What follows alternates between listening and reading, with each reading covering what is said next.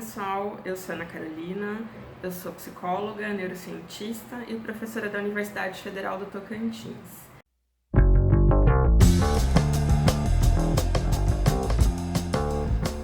Bom, semana passada rolou uma polêmica. Quem me segue lá nas redes sociais viu que eu falei um pouquinho sobre isso, porque saíram várias matérias em diferentes jornais, portais de notícia, bastante confiáveis, inclusive, uma notícia sobre a relação entre nicotina e a Covid-19, propondo que a nicotina pode ser um possível tratamento para a doença Covid-19. E isso foi uma notícia que repercutiu muito, já logo no dia em que eu vi essa notícia num dia à noite. Fui dormir bastante preocupada, porque embora a notícia que eu vi não estivesse relacionando diretamente cigarros e fumar, as pessoas sabem que a principal fonte de nicotina, que todo mundo conhece, é o cigarro, ou aqueles produtos que podem ser fumados, derivados do tabaco, cujo principal componente, né, aquele que tem um efeito, é a nicotina. Então eu sabia que muita gente ia relacionar essa notícia com o cigarro e automaticamente fazer uma correlação. Nossa, agora fumar passou de fator de risco para fator de proteção para a Covid-19. Embora não estivesse explícito isso nas matérias que eu vi, essa é uma relação que eu sabia que as pessoas fariam por conta do meu conhecimento um pouquinho de como é que o cérebro das pessoas funciona, como é que as pessoas pensam, e foi dito e feito. No dia seguinte, entre memes e várias pessoas comentando, tinha muita zoação, tinha muita brincadeira, é claro, mas também tinha relatos sérios de pessoas que ficaram animadas com a notícia, pensando, nossa, que legal, então agora fumar, além de não ter problema nenhum, vai me proteger da Covid-19. E esse é um dos grandes problemas, eu já falei lá no primeiro vídeo, é um dos grandes problemas da imprensa, né? Como é que a mídia trata, né? A imprensa mais tradicional trata os dados científicos, e como é que isso é apresentado para o público. E da forma como foi apresentado, foi uma forma que eu chamei de bastante sensacionalista.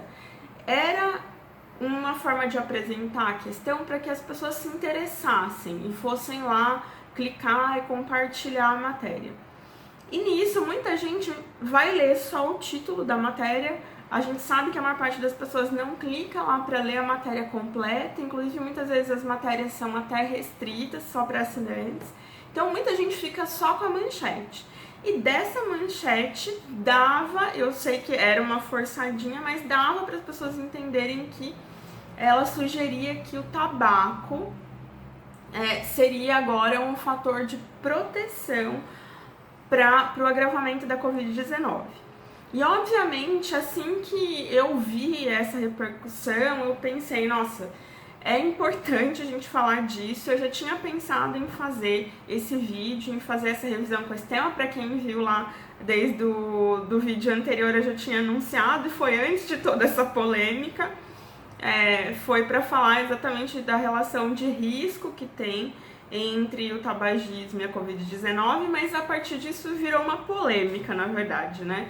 Então eu até acelerei um pouquinho esse processo de produção desse vídeo, que foi uma coisa mais demorada, porque eu tive que ir fazer a busca na literatura, salvar o processo de busca e também ler os artigos e entender o que é que esses artigos estavam dizendo para passar uma informação mais correta, mais fidedigna para vocês que estão vendo esse vídeo.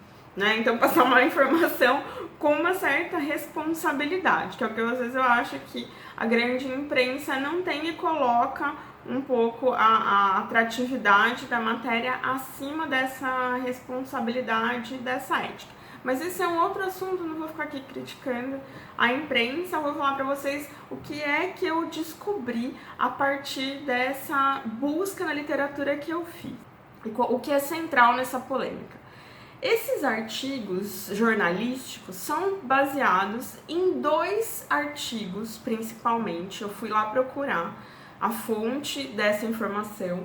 E tem 2 artigos que não foram publicados ainda, eles estão publicizados em um portal que publica artigos científicos, mas ele faz uma pré-publicação dos artigos de modo a disponibilizar esses artigos para outros cientistas, para a comunidade científica. Lembra que eu sempre falo da comunidade científica? Para a comunidade científica ir lá, olhar esses artigos e avaliar a qualidade desses artigos.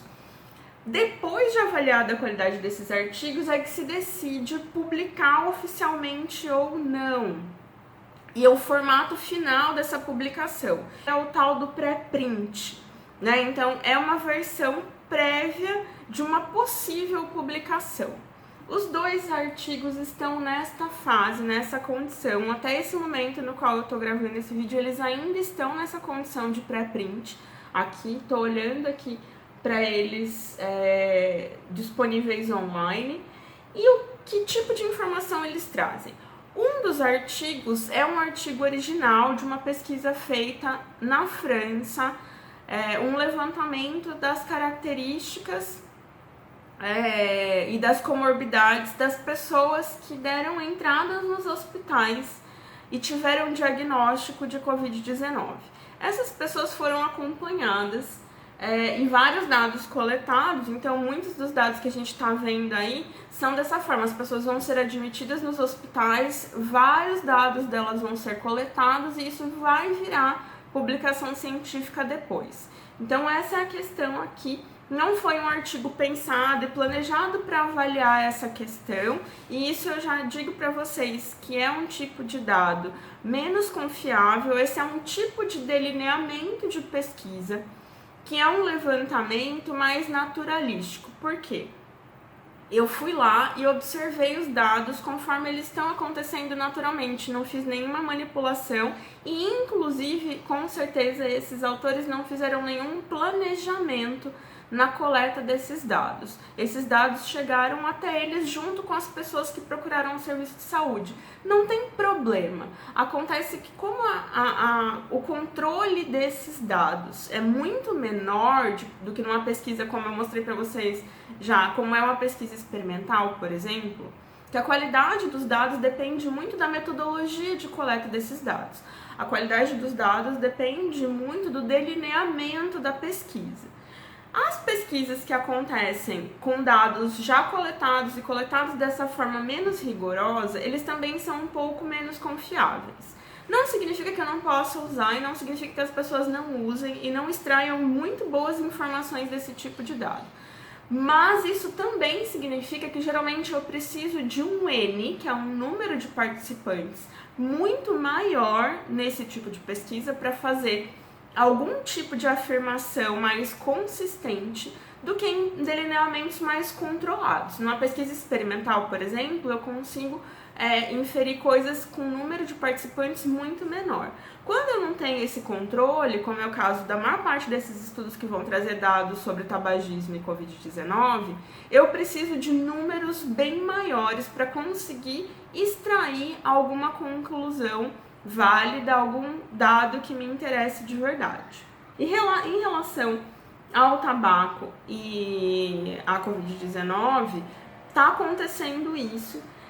E, na verdade, o que aconteceu foi um dos pesquisadores, parece que do mesmo grupo, que publicou esses dados lá na França sobre o número pequeno de pacientes tabagistas, dentre aqueles com um quadro mais grave de Covid-19, também publicou um artigo teórico logo em seguida, hipotetizando o fator protetor da nicotina em relação à Covid-19.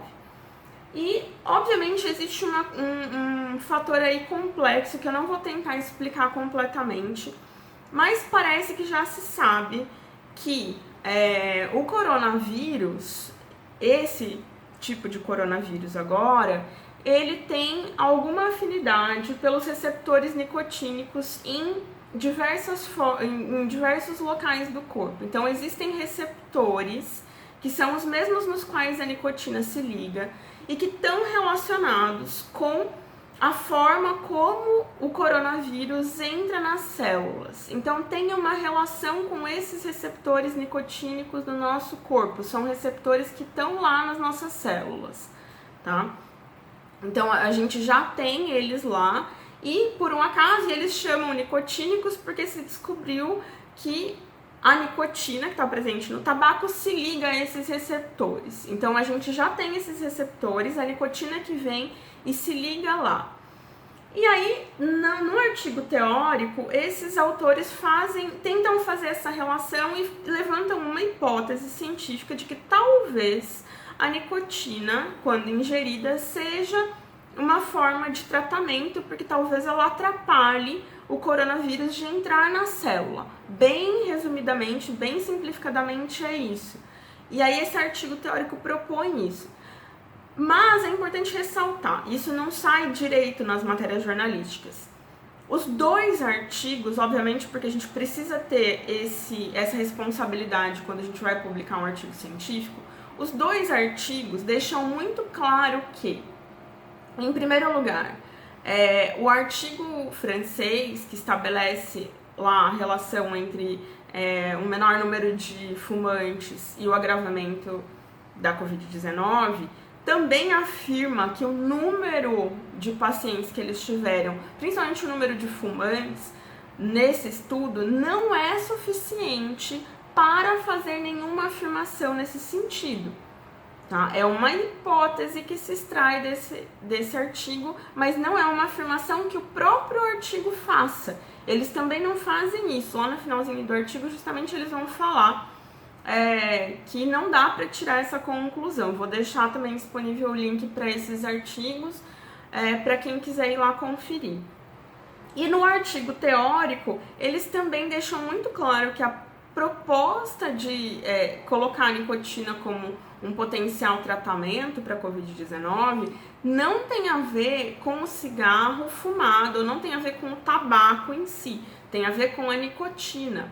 E aí a ideia é que se estudem formas de administração que não sejam fumadas para nicotina, para ver se tem algum efeito. E é um estudo teórico que é comum na ciência, comum na nossa área, é muito válido, é muito importante que os pesquisadores levantem hipóteses e compartilhem com a comunidade científica. É assim também que a ciência funciona. Alguém vai lá olhar, se fizer sentido, vai fazer um ensaio clínico duplo cego, randomizado, de preferência, né? Fazer aquele estudo mais controlado para avaliar se a nicotina tem ou não algum efeito. A nicotina não é o tabaco, não é nenhum produto fumado, tá? Então tá muito claro isso. Tá muito claro nos artigos também, que também alertam que ninguém tá dizendo que fumar é fator de proteção em nenhum lugar, e ninguém tá dizendo que é para fumar porque isso pode ser um possível tratamento ou ter algum benefício para você. Então, nenhum dos artigos está falando isso, embora tenha sido sugerido e tenha sido inferido nas matérias jornalísticas, ninguém disse isso em lugar nenhum. E eu também vou tentar explicar porque ninguém diria isso. Porque essa não é uma controvérsia. Cigarro faz mal. Ninguém acha que cigarro faz bem, tá? Não existe. Esse é um consenso já científico há bastante tempo, tanto que várias medidas da OMS têm sido propostas há anos para tentar reduzir o tabagismo no mundo inteiro, porque se sabe de todos os malefícios que o cigarro faz, tá? Então, o fato do cigarro fazer bem ou fazer mal não é a polêmica. A polêmica é se a nicotina poderia ou não ser um tratamento. Mas isso aí é algo para os pesquisadores, para os médicos avaliarem, não é para o público geral, né? Não é para as pessoas saírem comprando patches de nicotina para tentar ver se tem algum efeito, porque não faz sentido nenhum, não faz sentido a população olhar para esse dado ou para essa informação e fazer alguma coisa com isso.